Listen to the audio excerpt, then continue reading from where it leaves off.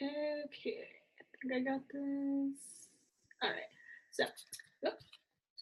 So, as you can see, I did my project on Mary, Queen of Scots. So, early life, she was born in 1542 from Mary of Guise, who was actually one of the remaining wives that actually survived a marriage from Henry VIII. He was still alive at this time. I think he just had Mary and Elizabeth I. But yeah, somehow Mary got out and married James V. So go Mary. After Mary was actually born, James V died about not even a week later.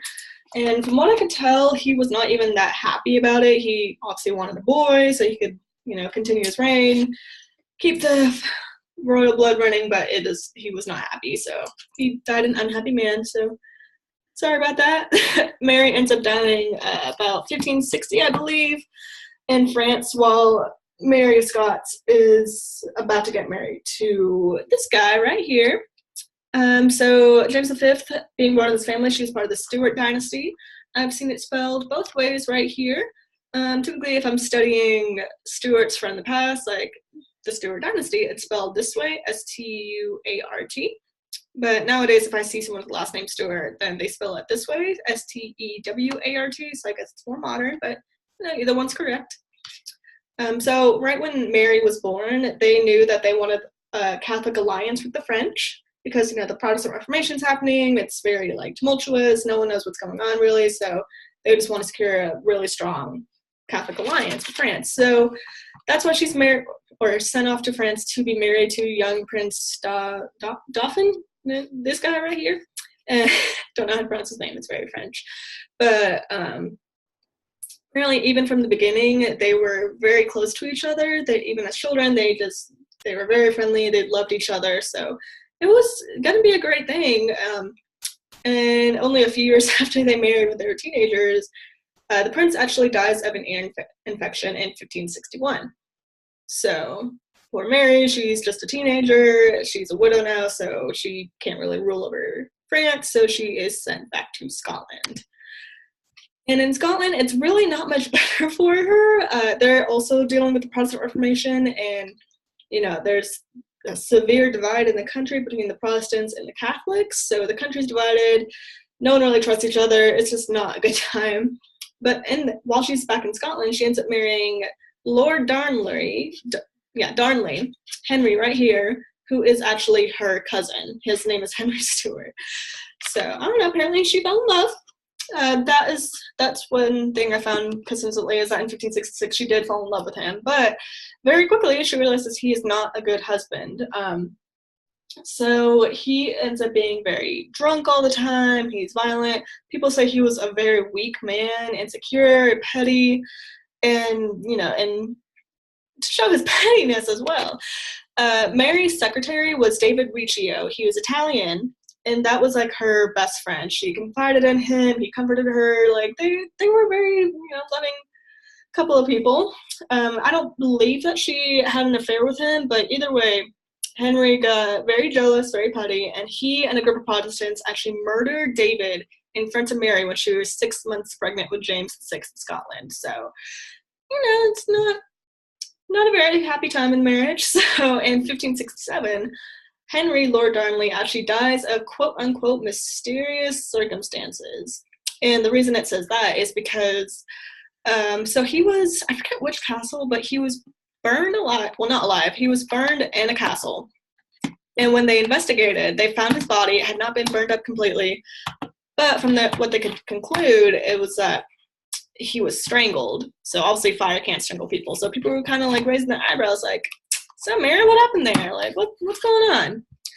So that actually leads to her third marriage to James Hepburn, Earl of Bothwell. He was actually the main suspect in the murder trials. So he was found not guilty, and she marries him 1567, not even a full year after Henry dies. So obviously people are kind of looking at her okay, she was a very good queen, don't get me wrong. From what I could tell, she would help people. She wasn't popular with the nobles because she tried to get them to, respect the working class a little bit more.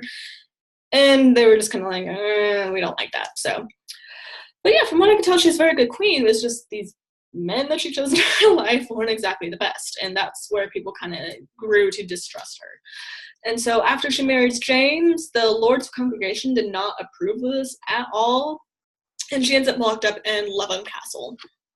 And I believe while she's locked up, it was rumored that she was pregnant by James Hepburn, not while she was married to Henry. Obviously, they couldn't prove that. They couldn't prove who was the father of her child. So, that's still to be debated. But while locked up, she gives birth to stillborn twins. So very sad. And I believe she's also locked up with her son, James I, or James VI of Scotland means it being James I of England. But Bothwell, actually, when all of this goes down, he bids her goodbye and just disappears. They never see each other again. So that is her last husband. Short-lived. He actually dies in 1578. I forget where he dies, but he was rumored to have just gone completely insane. And, who knows? Maybe it's because of guilty conscience. So, yeah, who knows? And poor Mary, her life just keeps on going downhill. 1568, she manages to escape the castle. She gathered up a small Catholic army to try to win back her crown, and it is quickly shut down by the Protestants. They just say, nope, we don't want you. She's defeated very quickly, and she is forced to abdicate the throne. This picture right here is actually her handing in her crown, literally, and she's got to go. So she flees to England, and her cousin is Queen Elizabeth I, who is currently ruling. And so she asked her, she's like, can you please help me out? Let me go to London or wherever she is and just help me out. But, Queen or Elizabeth, she is known to be a Protestant. That's one of her famous, things about her that's most well known. So naturally she has a distrust towards Mary, because Mary, she was born from a Catholic family. She was even raised in France, which is notoriously Catholic. And so England, dealing with their own Protestant Reformation and this split between the two religions, she's worried about Mary coming in because who knows, maybe she doesn't really know her. She never even saw the woman. So she doesn't know Mary's intentions. Like, she could just want to come in and take over Elizabeth's throne, who she's worked hard to be a good queen. Or, even if she doesn't want that, who knows, maybe some Catholics in England would get together with Mary and be like, hey, you should be queen, you should marry this guy and, get rid of Elizabeth, rule England. So naturally, Elizabeth is very wary of her.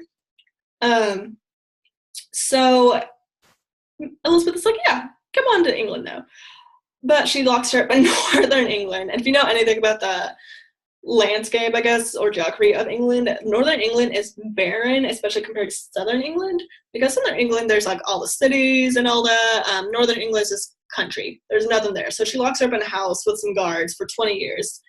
And, from what I could tell, Mary didn't even realize it was really her being imprisoned with James. So she was just kind of like, yeah, like, I'm good. I'm living in a house. I got people taking care of me.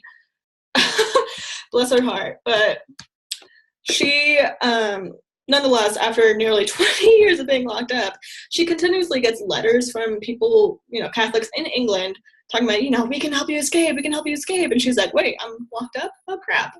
Maybe I should. And so naturally, Elizabeth finds out. And she's like, okay, so this is treason.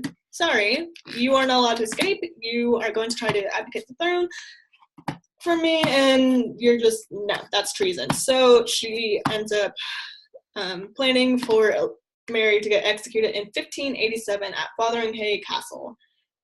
And, oh god, poor Mary, she never even met Elizabeth. They never even seen each other face to face. They just wrote letters. Elizabeth didn't even show up for the execution. And I shouldn't be laughing because poor Mary, her life was so hard. The execution was not even like good for her. Obviously it wouldn't be good, but like it was, out of all executions, it was just horrible. So she was known as a very like big animal lover, and her dog was there to comfort her. She was dressed nice. She had her red hair tied up all pretty, and she was just so gentle. She was like, okay, whatever. Well, not whatever, but just doing as regally as possible. And so whenever they went to execute her, I don't know what happened, but the blade was probably not sharp. I don't know, but either way, it took multiple tries to cut her head off. It took multiple swings of the axe to try to get her head off. It was gross. It was bloody. It was not good. And then when her head finally came off, executioner. It was a big event. There were lots of people. So obviously people want to see the head. So he picks it up. But as he picks it up, people don't realize that her hair was actually a wig. So her head just falls off and rolls off. I don't know if it rolled through the crowd or what, but she had short gray hair. Her head's just rolling around everywhere. The poor dog's freaking out. And he's just holding the wig, the executioner, and he's just kind of like, oh. It was a horrible event. Like, she could not even die in a good way. So poor Mary. I feel for this woman. It's so sad. But oh God, I think the dog too. I think they said a dog like loved her so much and died a few days after. It's so sad, y'all. Like, her life is so hard. And then her son, I believe he ends up being kind of raised under a Protestant family too, to kind of be groomed to take over England, because Elizabeth didn't have kids, so he was next in line. So he ends up becoming James I of England. And to show how nice Mary is and how just to make you feel even more sad for her, this is one of her most famous quotes. It is, "To be kind to all, to like many and love a few, to be needed and wanted by those we love is certainly the nearest we can come to happiness." And that's just so sweet. Like, she had a good heart, but it was just, her life was just, it was bad. So her contribution to English history and language, I can't really find anything about like her contributing to the language per se, especially since, the last 20 years of her life, she was locked up away in the middle of nowhere. But I would argue that for English history, she had a big impact because Elizabeth I, she had kind of struggled when she came to the throne. She was younger and she was a woman, so she struggled to get some respect for a long time. So I would argue that, murdering her own cousin, not even meeting her, and the way she dealt with it, and made Elizabeth I even stronger and have more power over the country, and that ends up making England stronger itself. So you could argue that. And then I would also argue that without Mary, the Reformation would not even happen. I believe that happened in 1688. But James I, he comes to the throne, then his son Charles takes over, Charles I, and then he was a horrible king. And so that's how we get Oliver Cromwell, who is basically like a military dictatorship. And he goes a little crazy. And then there's Charles II, and then James II, and James II is horrible. And that's when we got the constitutional monarchy. Just a little brief history right there. So you could argue that without Mary Stuart, we would not have a constitutional monarchy in England. I mean, who knows? Maybe we would have. I mean, there were bad kings all the time, so maybe it would have happened, but Cromwell probably wouldn't have happened either. So I don't know. I would argue that without her, that she, obviously James I wouldn't have become king, and it probably wouldn't have started. Maybe it would have started later, but I'd say she had a pretty good contribution through that. She suffered, so I feel like she should at least have some slight contribution to history. Oh, poor Mary. But yeah, that's pretty much what I got on poor little Mary. These are my works cited pages, and yeah, that's pretty much it. Thank you for watching.